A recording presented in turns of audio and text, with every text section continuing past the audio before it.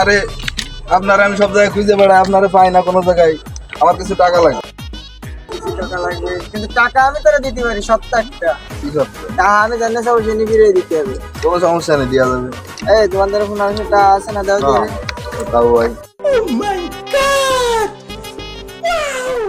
ভাই 15 টাকা তুই না নাও। ঠিক আছে। এই দাঁড়া, বাবলু, এই টাকা দে, আমার টাকা লাগবে। তুই যে আমার কানের সোনা, তোর প্রেমে হয়ে